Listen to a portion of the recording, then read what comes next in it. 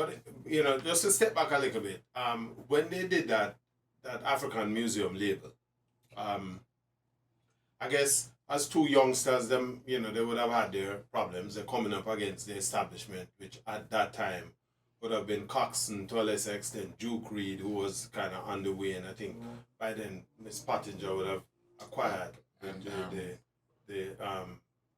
the Treasure Isle yeah, catalog. 1976, Channel 1 is Channel One is and then you also Harry have J's. Harry J just opened. You also have the Kong Brothers. Yeah. They were still in operation. Beverly's. Scratch Perry Yeah. was out there. 90 The Your Observer. Briefcase Man, Bonnie Lee, Bonnie Lee. 90 The Observer. So Of course, to a basically, lesser extent, you had Byron Lee, and then you well, also not to let's say Byron Lee was holding his own big time Bring too. along for this situation. And then you had Aquarius Records. Yeah, Aquarius had just come into the picture, but this was the landscape, and what Gregory did is, I guess it would have given him some issues to keep the African Museum label going. He started to do a lot of work for the other producers as well, which was the objective was to develop some money to keep his own thing going with Dunkley.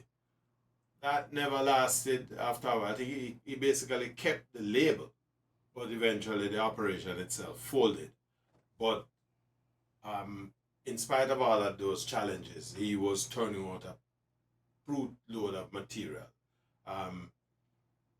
He did a lot of work with what's his name, Riley. Where That would be Techniques. yes, Winston Riley. He also did work with Channel One. He was part of that crew who was helping to get the Channel One operation. That is Ernest and Right. Ernest Who, right?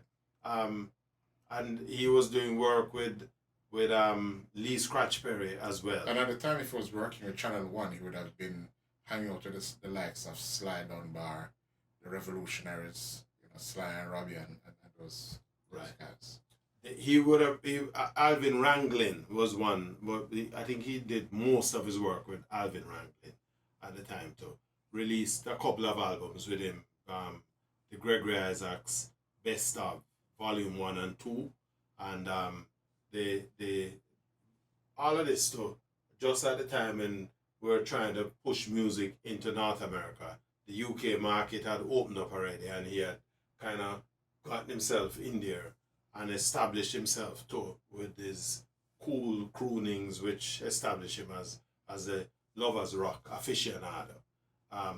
And so what we call rocksteady in Jamaica, the British referred to it as lovers rock, and the man who was largely responsible for that.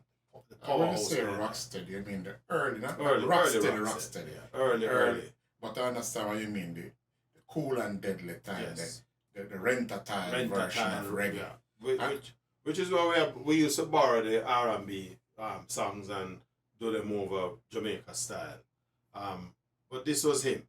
And he found a niche, I think, but of course, his productivity interrupted by his serving time at Her Majesty's pleasure, or the Governor General's pleasure. The Governor General's pleasure. Yeah. But in between serving time, and he had a couple of other songs that came out at that time. Nighttime Slave Master, 1-1 Coco, Extra Classic. But the songs that ruled the airwaves, not just radio, but parties, dance hall, jukeboxes in the bars, were songs like Mr. Brown, I already played my number one, Tune In, Soon Forward. Border, Soon Forward. So I'm going to regale you with those songs right now. Hi there. If you enjoyed that clip, go on over to our website at yardmedia.com, where you can watch the entire broadcast at your leisure. And while you're there, why don't you check out our other reggae music features? And before you leave, pick up some of our Jamaican reggae merchandise, and hey, don't forget to tell your friends.